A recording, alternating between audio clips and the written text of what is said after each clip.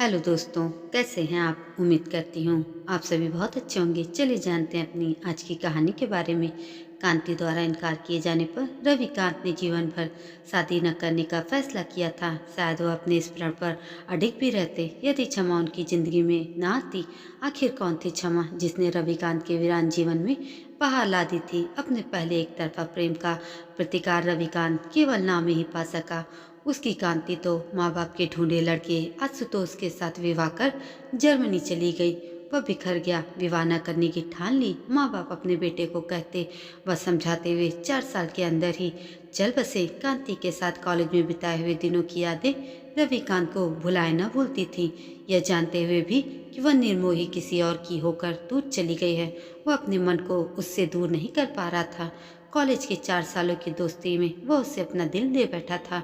कई बार कोशिश करने के बाद रविकांत ने बड़ी कठिनाई से संकुचाते झिझकते एक दिन कांति से कहा था कि मैं तुमसे प्रेम करने लगा हूँ और मैं तुम्हें अपनी जीवन संगनी के रूप में पाकर अपने को धन्य समझूंगा। जवाब में कांति ने कहा कि रवि, मैं तुम्हें एक अच्छा दोस्त मानती हूँ और इसी नाते मैं तुमसे मिलती जुलती रहती हूँ। मैं तुमसे उस तरह का प्रेम नहीं करती कि मैं तुम्हारी जीवन संगनी बन सकूं। रही विवाह की बात, तो मैं तुम्हें यह भी बता देती हूँ कि मैं शादी तो अपने माँ बाप की मर्जी और उनके ढूंढे हुए लड़के से ही करूँगी। अब चूंकि तुम्हारे विचार मेरे प्रति दोस्ती से बढ़कर दूसरा रुख ले रहे हैं, इसलिए मेरा अनुरोध है कि तुम भविष्य में मुझसे मिलना जुलना छोड़ दो और हम दोनों की दोस्ती को यहीं खत्म समझो। उसके बाद कांति फिर कभी रविकांत से नहीं मिली। रविकांत भी यह साहस नहीं कर सका कि उसके माता पिता से मिलकर कांति का हाथ उससे मांगे, क्योंकि उस आखिरी मुलाकात के दिन उसे कांति की आंखों में प्यार तो दूर तक नजर नहीं आई थी। रविकांत ने खुद को प्रेम में असफल समझकर अपनी जिंदगी को बेमानी, बेकार और बेरौनक मान लिया था। ऐसे ही अधिकतर लोग कठिनाइयों और असफलताओं से घबराकर खुद को कमजोर समझकर अपना आत्मविश्वास और उत्साह खो बैठते हैं। रविकांत अब 50 पार कर चुके हैं। उनके कनपट्टी के बाल सफेद हो चुके हैं, आंखों पर चश्मा लग गया है। इतने सालों तक एक ही कंपनी में सेवा में पूरी निष्ठा से लगे रहे तो अब वह जनरल मैनेजर बन गए हैं। कंपनी से मिले हुए उनके फ्लैट के सामने वाले फ्लैट में कुछ दिन पहले ही शोभना नाम की एक महिला अपनी 24 साल की बेटी क्षमा के साथ किराए पर रहने के लिए आई। क्षमा अपनी माँ की ही तरह अत्यंत सुंदर और हंसमुख लड़की थी। वह जब भी रविकांत के सामने पड़ती अंकल नमस्ते कहना और उन्हें एक मुस्कुराहट देना कभी नहीं भूलती थी। रविकांत भी हेलो कैसी हो बेटी कहते और उसके उत्तर में थैंक यू कहती। क्षमा एमएससी कर अब 2 वर्ष का कंप्यूटर कोर्स कर रही थी। उधर कई दिनों से रविकांत को ना देखकर उसने उनके नौकर से पूछा तो पता चला कि वह तो कई दिनों से बीमार हैं और नर्सिंग होम में भर्ती हैं। नौकर से नर्सिंग होम का पता पूछकर क्षमा उसी शाम उनसे मिलने नर्सिंग होम पहुंच गई। क्षमा को देख रविकांत बेहद खुश हुए और क्षमा ने पहले तो इस बात का गुस्सा दिखाया कि इतने दिनों से बीमार होने पर भी उन्होंने उसे खबर क्यों नहीं दी। वह तो हमेशा ही की तरह यही सोचती रही कि आप कहीं टूर पर गए होंगे। क्षमा की डांट वह चुपचाप सुनते रहे। मन में उन्हें अच्छा भी लग रहा था। क्षमा काफी देर तक उनके पास बैठी उनका हालचाल पूछती रही। रविकांत ने जब बताया कि वह अब ठीक हैं और कुछ दिनों में ही नर्सिंग होम से छुट्टी मिल जाएगी, तभी उसकी प्रश्नावली रुकी। घर वापस लौटते समय वह उन्हें जल्दी से अच्छे होने की शुभकामनाएं देना नहीं भूली। क्षमा अब रोज शाम को रविकांत को देखने नर्सिंग होम जाती। रविकांत का भी मन बहल जाता। वह बड़ी बेसब्री से उनके आने की प्रतीक्षा करते। उसके आने पर वे दोनों विभिन्न विषयों पर बहस करते और हंसते हुए बातचीत करते रहते। 2 घंटे कितनी जल्दी गुजर जाते पता ही नहीं चलता। जिस दिन रविकांत को नर्सिंग होम से छुट्टी मिली थी, क्षमा उन्हें अपने साथ लेकर उनके फ्लैट पे आई। अगले दिन रविकांत अपनी ड्यूटी पर जाने लगे तो क्षमा ने यह कहकर जाने नहीं दिया कि आप आज आराम करेंगे और फिर कल तरोताजा होकर काम पर जाएंगे। अगले दिन शाम को जब रविकांत देर से वापस लौटे तो उनके आने की आहट सुन उसने दरवाजा खोला, नमस्ते की, साथ ही देर करने का उल्हाना भी दिया। सप्ताह में 1-2 बार क्षमा उनके बुलाने पर यह खुद ही उनके फ्लैट में जाकर घंटे 1.5 घंटे गप लड़ाती। नौकर थोड़ी देर में चाय दे जाता। चाय की चुस्कियाँ लेते हुए वे अपनी बातें चालू रखते, जो अक्सर अन्य विषयों से सिमटकर अब कॉलेज, ऑफिस, घरेलू और निजी बातों पर आ जाती थी। क्षमा ने एक दिन पूछ ही लिया, अंकल आप अकेले क्यों हैं? आपने शादी क्यों नहीं की? आपको साथी की कमी महसूस नहीं होती क्या? आपको अकेले घर काटने को क्या नहीं दौड़ता? नौकर के हाथ का खाना खाते खाते आपका जी नहीं उबता? तब रविकांत ने अपने पिछले प्रेम का जिक्र करते हुए कहा, क्षमा, हम सब नियति के हाथों की कठपुतली हैं, जिसे वह जैसा चाहती है नचाती है। अकेलेपन तो मुझे भी बहुत काटता है, पर मैं अपने आप को ऑफिस के कामों में व्यस्त रख उसे भगाए रखता हूँ। मुझे खुशी है कि अब मेरा कुछ समय तुम्हारे साथ हंसते बोलते कट जाता है। तुम्हारे साथ बिताए ये क्षण मुझे अब बहुत भाने लगे हैं। रविकांत की बीमारी को धीरे धीरे 1 वर्ष हो गया। इस बीच क्षमा ने अपनी माँ से पूछ रविकांत को करीब करीब हर माह 1-2 बार खाने पर बुला लिया करती थी। रविकांत शोभना जी से मिलने पर क्षमा की बड़ी प्रशंसा करते थे। उनकी थोड़ी बहुत औपचारिक बातें भी होती थी। जिस दिन रविकांत खाने पर आने को होते, उस दिन क्षमा बड़े उत्साह से घर ठीक करने और खाना बनाने में माँ के साथ लग जाती थी। वह अक्सर माँ से रविकांत के गुणों और विशेषताओं पर चर्चा करती रहती। वे हाँ हूँ कर उसकी बातें सुनती रहती थी।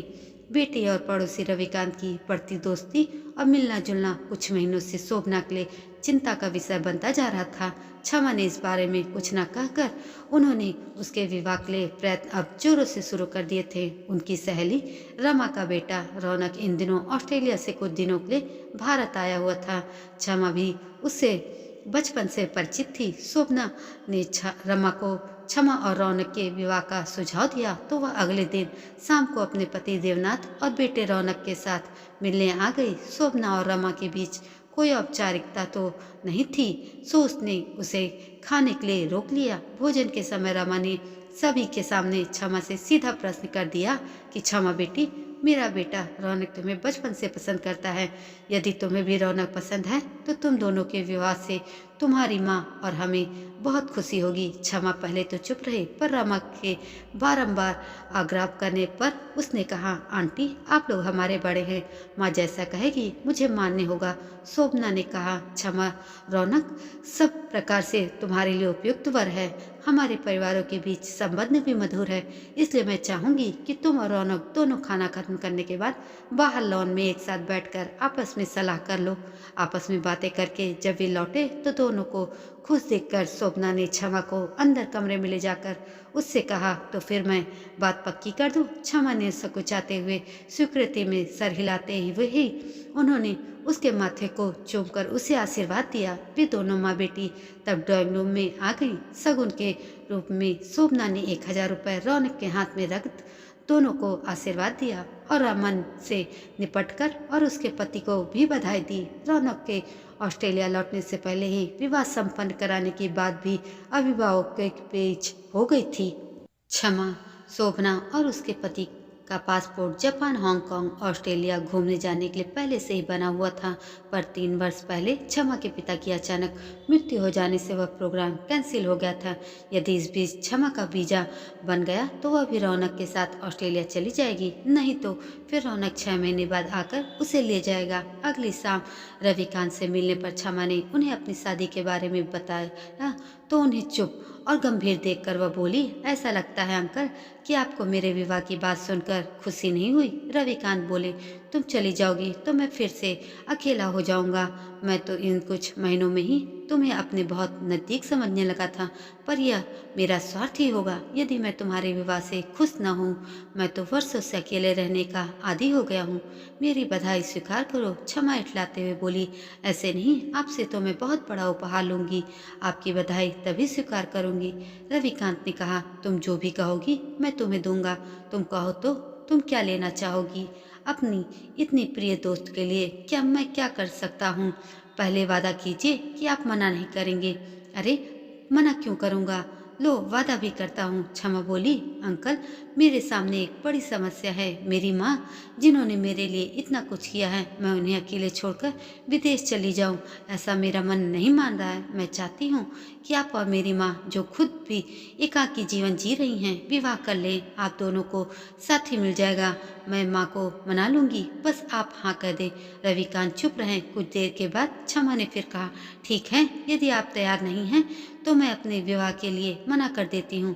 देखिए मेरा विवाह अभी तय हुआ नहीं है। मैंने गलत सोचा था कि आप मेरे बहुत निकट हैं और मेरी भलाई के लिए मेरी भावनाओं को समझते हुए आप अपना दिया हुआ वादा निभाएंगे। कहते कहते क्षमा को का गला रुंध गया। रविकांत अपनी जगह से उठे। उन्होंने क्षमा के सिर पर हाथ रखा और उसके आंसू आंसू पोंछते हुए बोले, मैं अपनी बेटी की खुशी के लिए सब कुछ करूंगा।